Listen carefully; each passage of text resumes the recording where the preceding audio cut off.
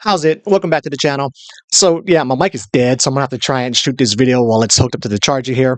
But nonetheless, let's talk a bit about insomnia, hypnagogia, and wilds.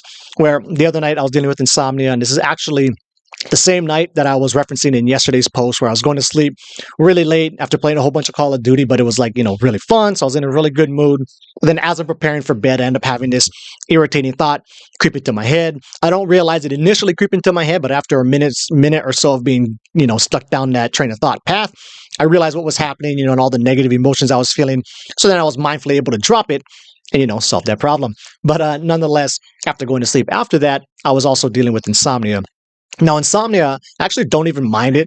Like, as long as I don't have to, get up really early the next day and be in my A game, it's all good, especially because, the next day I didn't have to work, so I knew I would be able to find time to nap if I really needed to.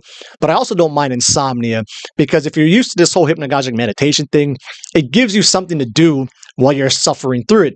And with that said, I guess there are kind of two different stages of insomnia.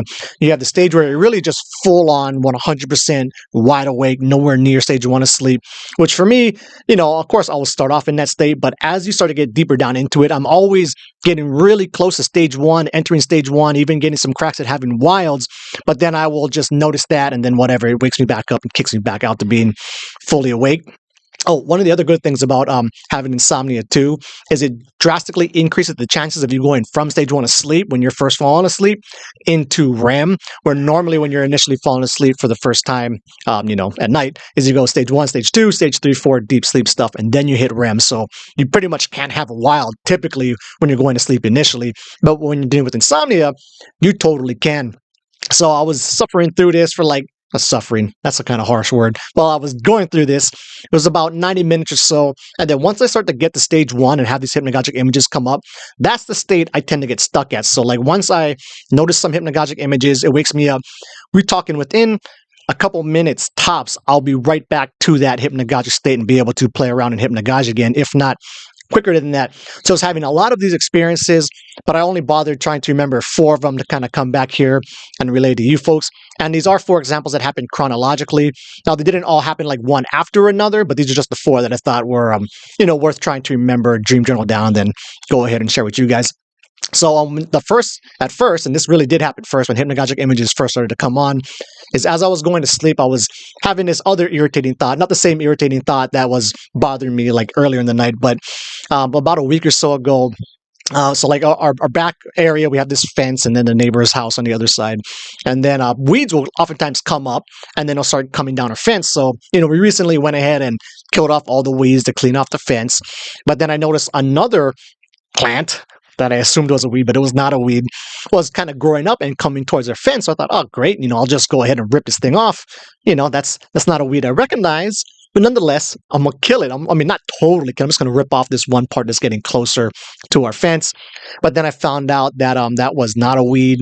If I looked down past it further, which I couldn't totally see, it was in a pot.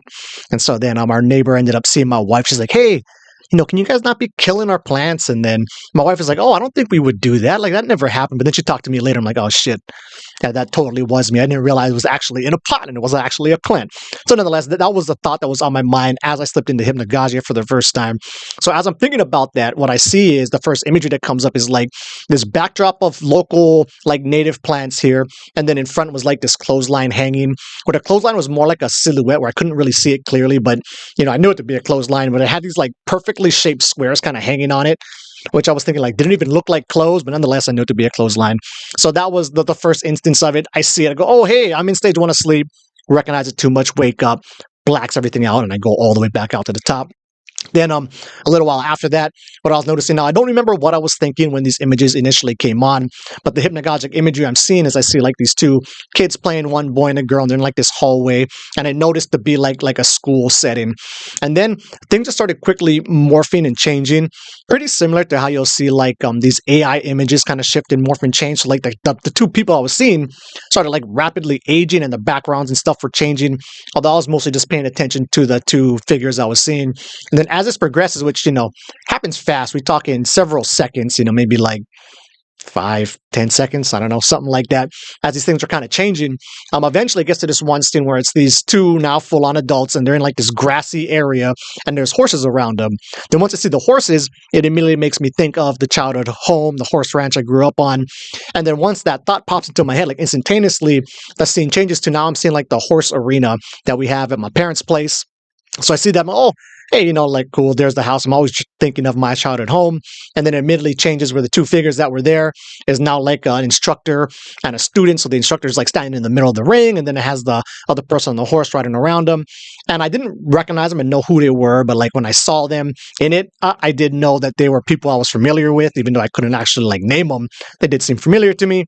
I noticed that. I wake up too much, and then it kicks me all the way back out. And then these other two examples are examples of the beginning stages of actually having a full-on wild or awake initiated or awake induced lucid dream. So for the first one, it's like I'm seeing these two women that are like fighting in this kind of like a movie action scene, where I'm just kind of pulled back perspective and I see them there fighting. And so it has like one lady in the front, she's like down on one knee, and the other one's behind them. And they're in like this city setting where they're on top of this gigantic like concrete cylinder that would be used for like, big full-on major construction. And then as I'm seeing that, the one in front who's bent down on one knee ends up getting hit by something. But as soon as the hit happens, I feel it. The view immediately changes to now, I guess, me being the woman. But anyway, now I'm the person getting hit, and I feel it, and then it causes the person to roll off the big cylinder, land on the ground, and then she pops up, or I pop up. Although it didn't feel like me. I still felt like it was, it was still that woman, and not actually me.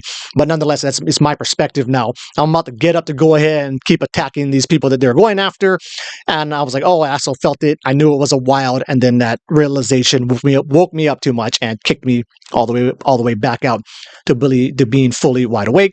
And then the other example is I was already in the hypnagogic scene, and I'm like, see these mountain ranges off in the front. I'm kind of like approaching from the sea, and it's not me now. It's just the perspective I'm seeing.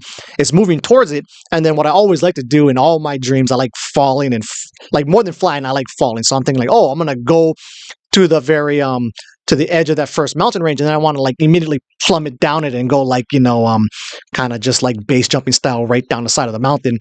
So as we get there, as soon as we get to the edge of it and it switches down, then it does switch into a wild. I can feel the momentum of the shift, and I feel the initial drop.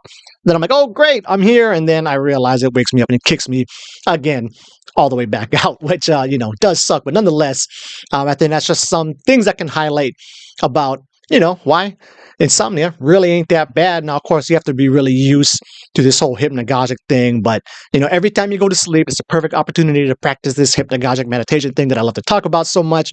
And then once you do kind of figure that out, then next time you're having insomnia, it gives you a wonderful opportunity to go ahead and play in that state and really get used to being in there. But then also, even if, this whole hypnagogic meditation thing that I like to do when I fall asleep, most nights, you can't quite get the hang of it. Just know that next time you're having insomnia, that is still going to be a wonderful opportunity for you to really get into the state and get familiar with it. But nonetheless, that will wrap it up. Until the next video, keep the hypnagogic practice, the meditation practice, and the lucid dreaming practice legit.